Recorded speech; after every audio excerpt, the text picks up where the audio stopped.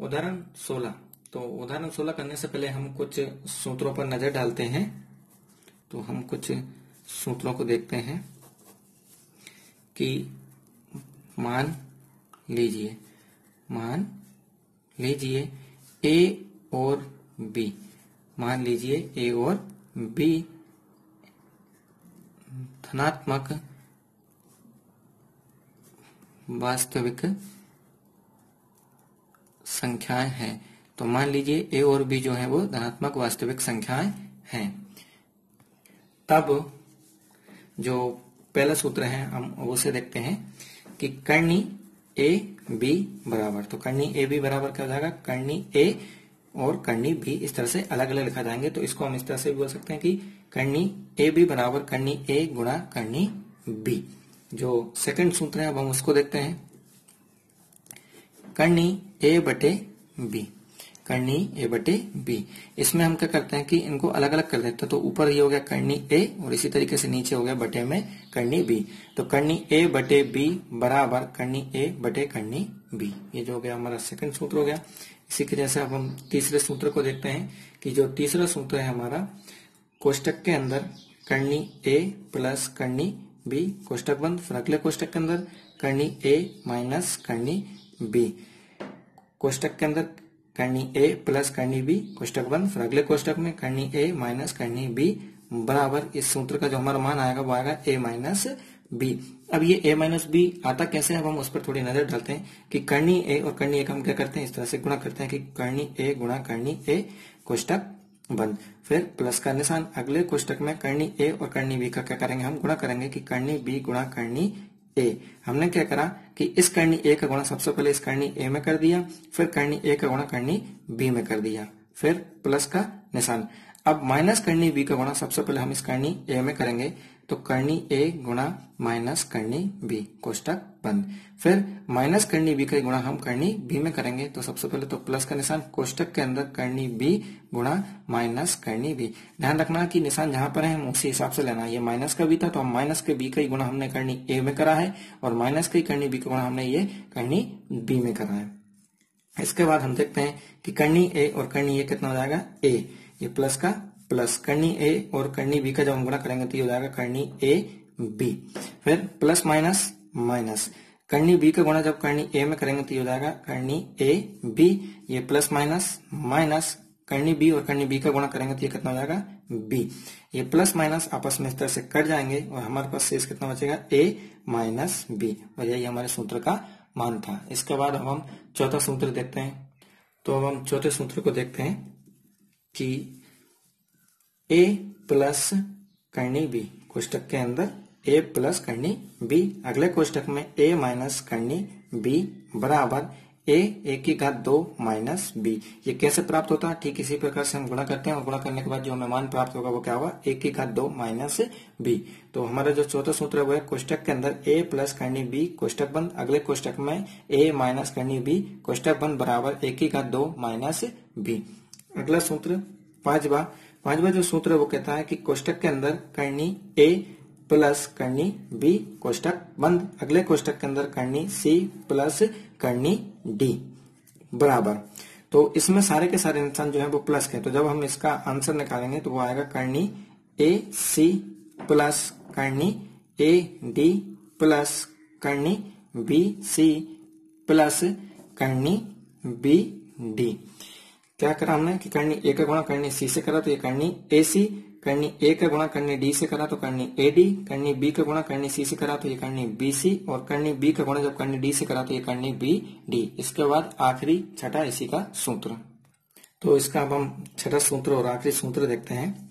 छठा जो इसका सूत्र वो है कर्णी ए प्लस कर्णी बी की घात 2 बराबर, इसका जो हमें मान मिलता है वो मिलता है ए प्लस 2 कर्णी ए बी प्लस बी। इसका हमें मान क्या मिलता है कि a प्लस 2 कर्णी ए बी प्लस बी। अब ये आता कैसे है, तो इसको हमें ज्ञात करने के लिए हम देखते हैं कि हमारे पास एक सूत्र होता है a प्लस बी की घात 2 बराबर ए की घात 2 प्लस 2ab प्लस बी की घात 2। हम इसमें इसी सूत्र का मान रखते हैं कि a की जगह पे हमारे पास क्या प्राप्त होगा, a की जगह पे हमें प्राप्त होगा कर्णी a और b की जगह पे जो हमें प्राप्त होगा वो क्या आएगा कर्णी बी। तो हम सीधा इसमें मान रख देते हैं कि कर्णी ए की घात 2 प्लस, ये ए की जगह पे हमने क्या लिख दिया कि कर्णी ए की घात 2 प्लस 2 के 2, ए की जगह पे कर्णी ए और बी की जगह पे क्या हो जाएगा हमारा कर्णी बी प्लस क्या प्लस, और बी की जगह पे कर्णी बी की घात कितना हो जाएगा ये 2, कर्णी बी की जगह पे कितना हो जाएगा ये घात। अब कर्णी ए की घात कितना 2, तो हम कर्णी ए को कितनी बार लिखेंगे 2 बार, और गुणा करेंगे तो ये बाहर कितना निकल जाएगा ए प्लस 2 के 2, और कर्णी ए और कर्णी बी को क्या करेंगे हम गुणा करेंगे तो ये हो जाएगा कर्णी ए बी, ये पहले सूत्र के हिसाब से, फिर प्लस कर्णी बी की घात 2, ये कितना हो जाएगा बी, और यही जो है हमारा ये हमें मान इस तरह से प्राप्त हो गया है। इसके बाद अब हम उदाहरण 16 देखते हैं। उदाहरण 16, निम्नलिखित व्यंजकों को सरल कीजिए। ये इसका पहला सवाल है, इसी का दूसरा सवाल, तीसरा सवाल और 4 सवाल। तो अब इससे उदाहरण 16वें सवाल में हमें ये 4 सवाल दे रखे हैं, इसके हम पहले वाले सवाल को सॉल्व करते हैं। तो पहला जो सवाल है वह है 5 प्लस कर्णी 7 कोष्टक बंद, फिर अगले कोष्टक में 2 प्लस कर्णी 5, इस तरह से ये हल। तो 5 प्लस कर्णी 7 कोष्टक बंद और 2 प्लस कर्णी 5 को सबसे पहले हम क्या करेंगे सॉल्व करेंगे।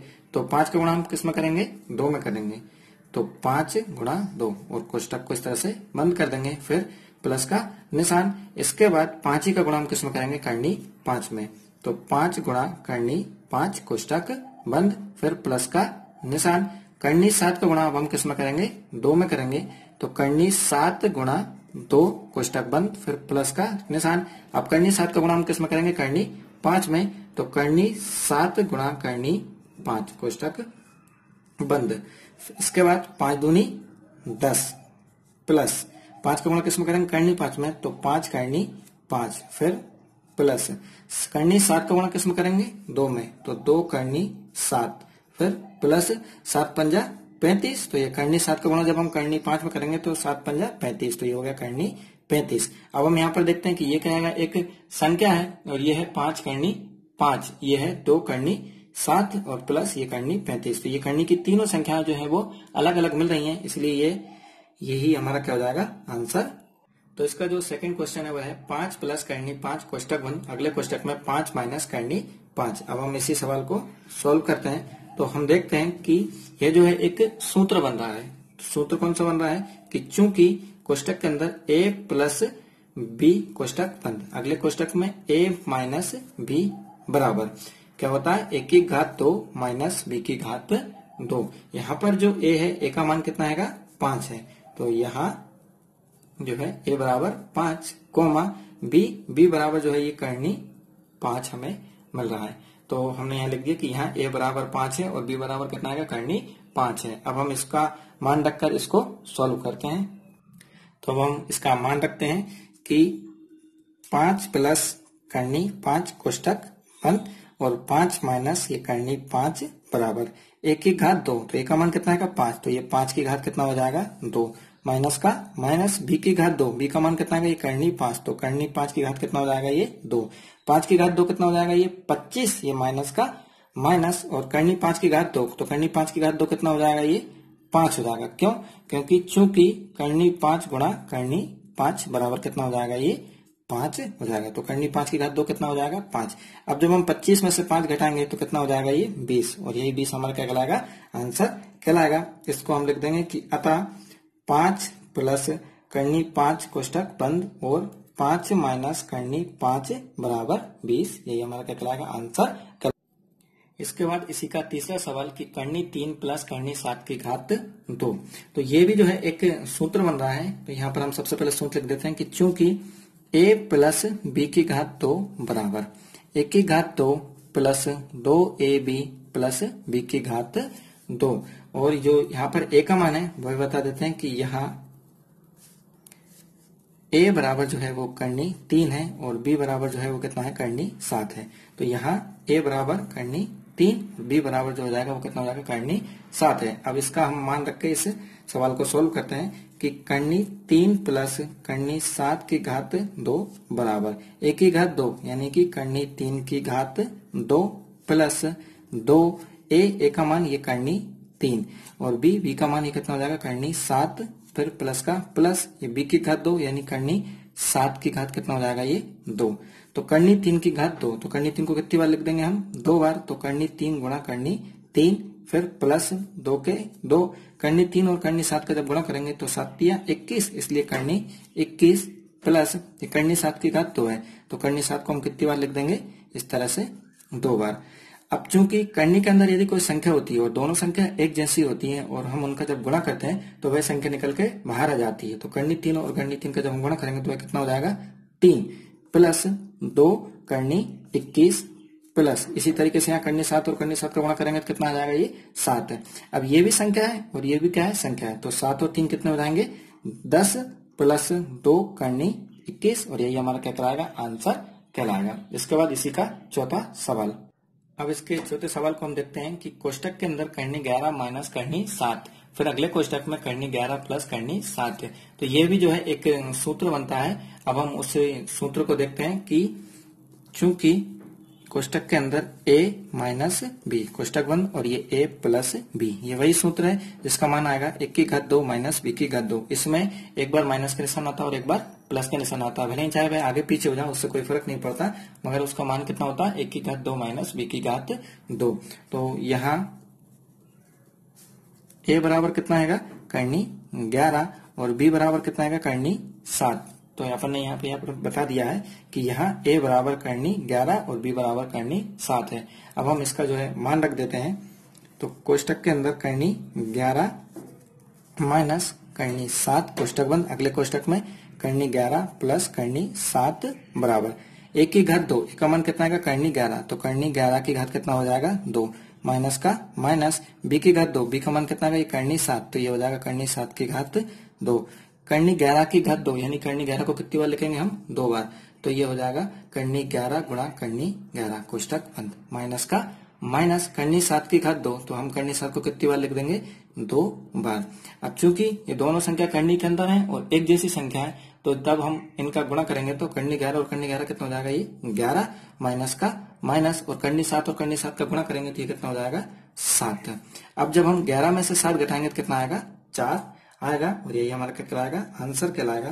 तो इसको हम लिख देंगे कि अतः कोष्टक के अंदर करनी 11 माइनस करनी 7 कोष्टक बंद अगले कोष्टक में करनी 11 प्लस करनी 7 कोष्टक बंद बराबर 4 ही जो है वह हमारा क्या आएगा आंसर है।